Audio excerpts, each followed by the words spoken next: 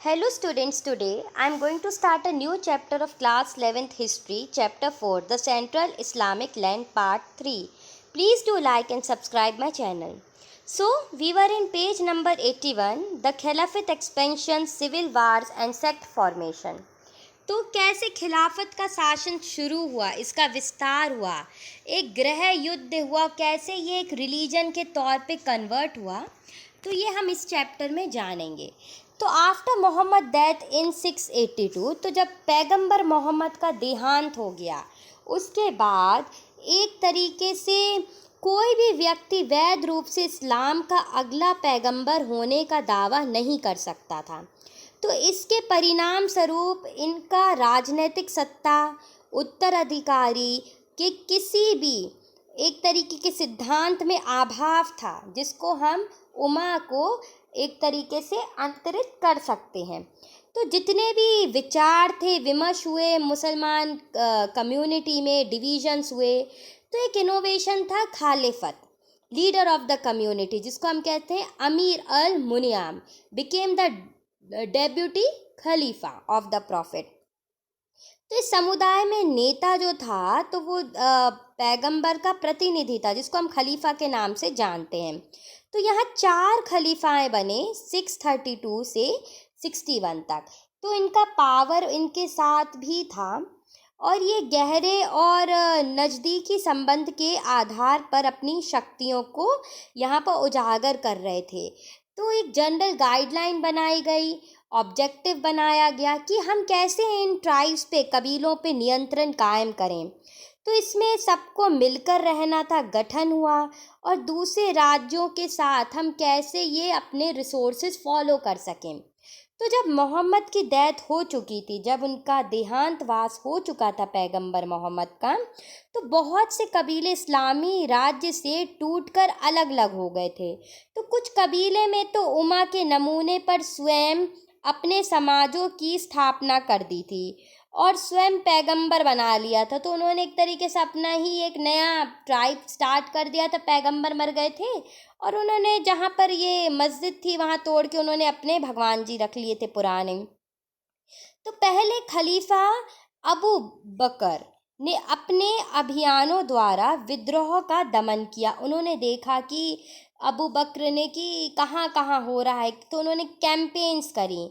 दूसरे खलीफा थे उमर, तो उन्होंने एक तरीके से सत्ता पे कब्जा करा, एक्सपेंशन ऑफ पावर पे।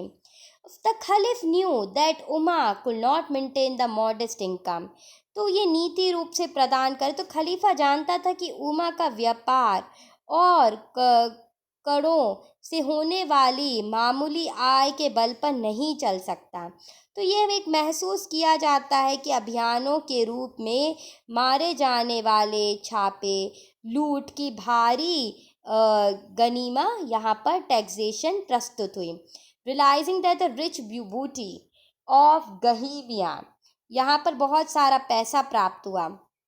तो इससे उन्होंने क्या करा, खलीफा ने अपने सेनापतियों को पश्चिम में, जहाँ बैजेंटियन साम्राज्य था, बैजेंटीन के नाम से हम जानते हैं एम्पायर, ये वेस्ट में ससानी रिवर या हम कह सकते हैं शेशियन एम्पायर था और ये बहुत पावर में था। तो यहाँ की टेरिटरी, ह्यूज रिसोर्सेस को इन लोगों ने कैप्चर किया और इसको अपना बनाने के लिए बड़ी प्रयास किया। तो बैजेंटियम एम्पायर में क्रिश्चियनिटी चलती थी और यहाँ सेशियन एम्पायर था, और यहाँ पर हम कह सकते हैं कि अरबों की सामग्री ईरान से, जो कि प्राचीन धर्म के तौर पे आती थी, तो ये सारी चीज़ें भी यहाँ पर थीं। तो these two empires had declined in strength due to religious conflict. तो ये मैप में आप देख सकते हैं कि सीरिया है, देखो मेसोपोटामिया है, ईरान है। ये पूरा मैप आपकी बुक में भी दिया हुआ है पेज नंबर 82 में बहुत अच्छे से। और यहाँ बैजेंटियन एम्पायर है, यहाँ खाजार एम्पायर है, यहाँ पर अरब सागर, अरेबियन सी, यहूदी हैं। ये ग्रीन कलर में जो एरिया, ये एक इजाजज का एरिया है। मक्का मदीना यमन का एरिया है, जो कि आज सबसे ज़्यादा कॉन्फ्लिक्ट एरिया में माना जाता है। तो इन्होंने क्या करा, सबसे पहली बात कि ईरान में जो धर्म था, तो इन्होंने एक तरीके से अपने धर्म का प्रचार करा और इस समय आक्रमण भी कर दिया और अपने धार्मिक संसाधनों से विद्रोह के कारण इनमें गिरावट आई। तो युद्ध हुआ, सिविल वार होने लगा। 3 सफल अभियान जो कि हम देख सकते हैं 627 से 642 में, जिसमें अरब ने सीरिया, इराक, ईरान और इजिप्ट को, मदीना को नियंत्रण कर लिया था। तो हम ये भी नीतियाँ देख सकते हैं सामरिक नीति में कि कैसे धार्मिक जोश विरोधियों को कमज़ोर और अरबों की सफलताओं में योगदान मिला। और तीसरे खलीफा ने एक तरीके से मध्य एशिया में नियंत्रण लिया। तो ने मृत्यु में 1 दशक के अंदर अरब इस्लामी राज्य ने नील और ऑक्सेस के बीच में विशाल क्षेत्र, जो कि हम कह सकते हैं मुस्लिम क्षेत्र, जो कि आज मुस्लिम क्षेत्र के नाम पे जाना जाता है, इसमें शासन किया। तो जीते गए सभी प्रांतों में जितने भी कॉन्कर्ड प्रोविंसेस थी, तो न्यू एडमिनिस्ट्रेशन स्ट्रक्चर हुआ। इसमें जो गवर्न हुआ आर्म्स के द्वारा, अशरफ को जिसको चीफटेन कहते थे, ट्राइबल चीफ, बैलतमल, सेंट्रल ट्रेजरी, ये सब ऑब्टेन होने लगा टैक्सेस से जो मुस्लिम्स अपने देते थे अपने अल्लाह के तौर पे।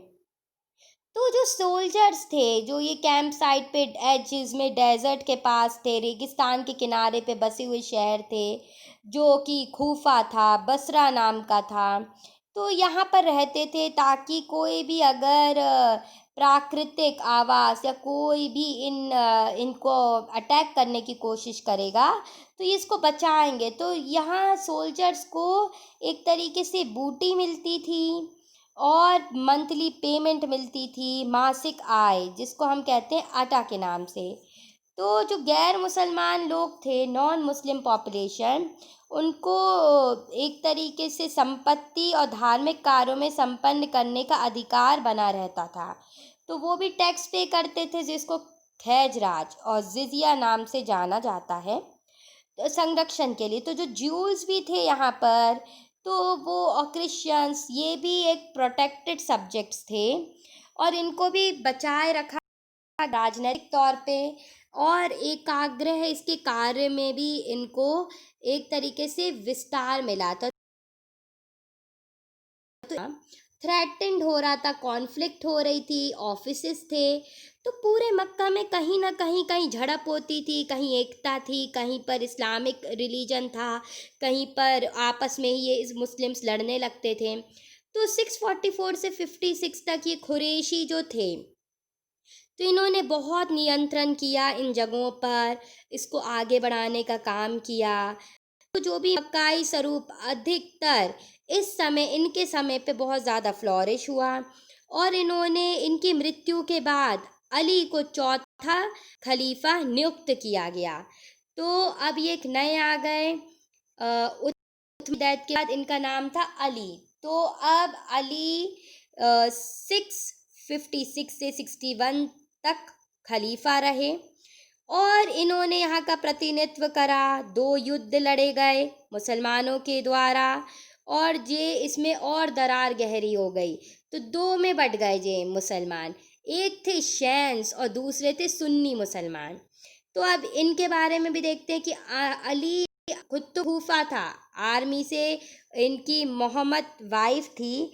आपको खूफा की स्थापना और ये मोहम्मद की पत्नी थी आयशा का नेतृत्व सेना में ऊँट की लड़ाई में 657 में इन्होंने ऊँट को पराजित कर दिया था।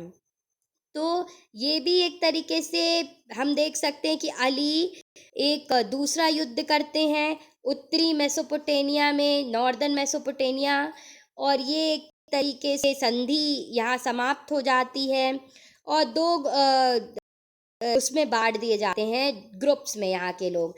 तो जो लॉयल रहते हैं अली के लिए और दूसरे अपना चेंज कर लेते हैं, खारजीज हो जाते हैं। तो ये भी एक तरीके से 2 जगह बट गए आपस में। तो अब हो रहा था डिवाइडिंग, हर जगह डिविजन्स हो रहे थे। फिर जब अली की मृत्यु हो गई उसके बाद उनका पुत्र हुसैन, उसने वो उनका वंश बाज था तो उनको मिला, हुसैन बना नया खालिफ 661 से, और उसके अलावा खालिफ घोषित कर दिया गया उमय्यद वंश को। तो डायनेस्टी जिसको हम कहते हैं उमय्यन डायनेस्टी, ये चलता रहा 750 तक। तो जो सिविल वार हुआ गृह युद्ध के बाद, ऐसा प्रतीत होता है जैसे कि अरबों का एक अर्थिप्रियम या एक सफोस्टिकेटेड कल्चर जो कि बनाया गया, ये सब उमयाद, खुरेश और सेकंड जो कि हम देखते हैं टुक प्लेस कंसोलिडेशन में, तो ये सब लोगों में परिवर्तित होता, संस्कृति पर्याप्त हो चुकी थी, और कुशल कबीले जो थे वो भी अब एक दूसरे से डिवाइड हो गए थे। तो इसमें हमने ये देखा कि कैसे पैगंबर की मौत हुई, 4 खालिफा आए, उन्होंने रूल करा, लोगों को इकट्ठा करा, कहीं लड़ाई करी, कहीं कन्वर्ट करा, एक के बाद एक की मौतें होती गईं। उसके बाद और डिवीजन्स होते गए, इस्लाम में डिवीज़न हो गए, सुन्नी मुसलमान, सन मुसलमान में, और खलीफा खिलाफत में भी हो गए। तो इसके बाद एक तरीके का बहुत बड़ा चेंज आता गया। अब लास्ट जो थे वो हैं उमयाद डायनेस्टी। तो अब हम नेक्स्ट पार्ट में उमयाद के बारे में पढ़ेंगे। आपको टेंशन नहीं लेना है स्टूडेंट्स, घबराना नहीं है, इसको बस नॉलेज के हिसाब से पढ़ो आप। आपको इतना याद करने की ज़रूरत नहीं है, और ना ही आपको ये देखना कि इसके बाद ये आ गए। जस्ट अ लिटिल नॉलेज कि आखिर ये इस्लाम बढ़ा कैसे, तो हमें इस टॉपिक पे कंसंट्रेट करना है। ओके, सो अब आप मेरा नेक्स्ट पार्ट ज़रूर देखिएगा, Umayyad and the centralisation of polity. जब तक के लिए थैंक यू।